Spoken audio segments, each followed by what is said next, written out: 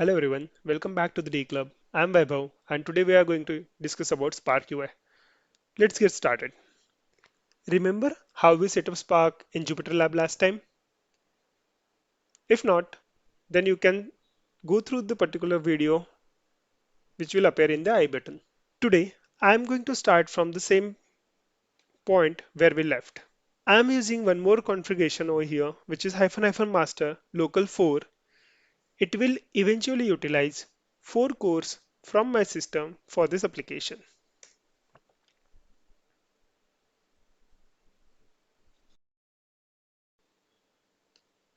Okay, so with running our first command, Spark session will get started. You see, we have link for Spark UI. We can click here and open up the Spark UI. Or else, you can reach out to Spark UI on 4040 port with using localhost 4040 as the application is running on your local. So here, we'll see there are various tabs available.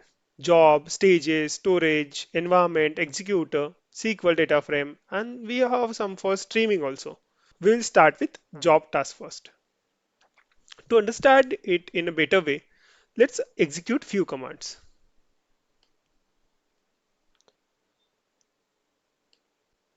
So here I am creating a sample data frame which contain 3 records. Let's print the result.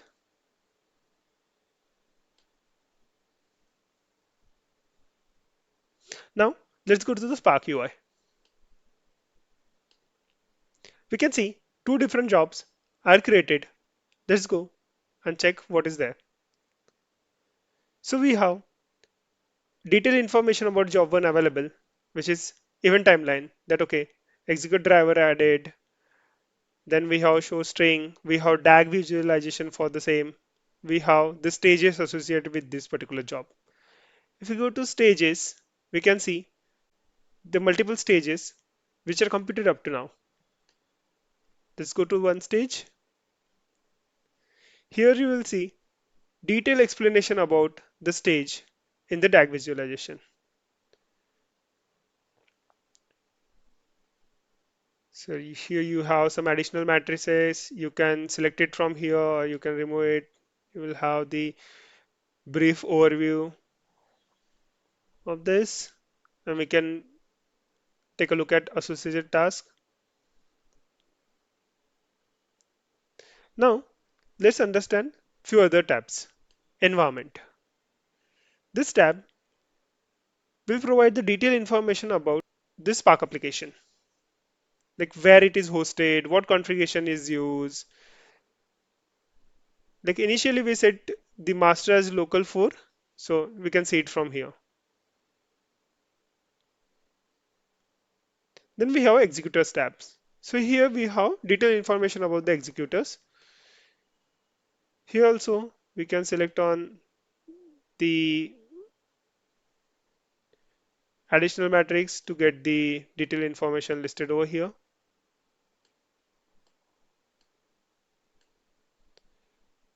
So we have, so as of now we are working on a standalone. So we have driver only, but you can see that okay, there are 4 tasks which are completed and created. So this is the total load and this is the completed load. And you can see that here like 3 and 3 plus 1, 4, and we have 2 different stages for this computation. We can see in the SQL tab, we have show string SQL.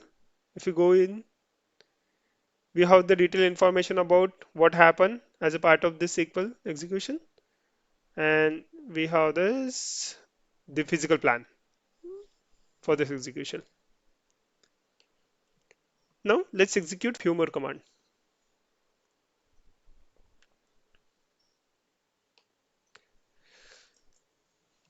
Let me cache this data frame. So after caching this data frame, you will see that okay, the entries appeared in the storage tab. This says that the particular RDD is cached in 4 different partitions and with size 196 byte. Now let's create one more data frame. and try to join them. So here the computation is done. Now we can go to SQL tab,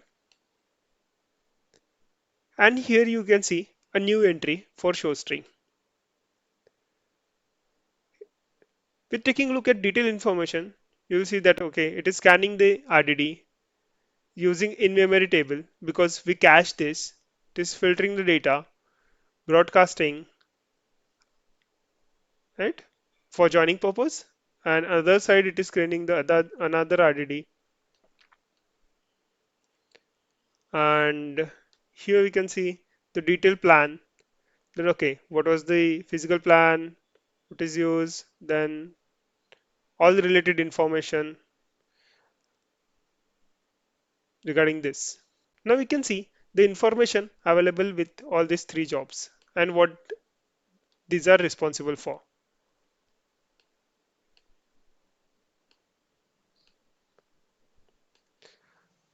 This is how you can use Spark UI to understand your workload and application in a brief.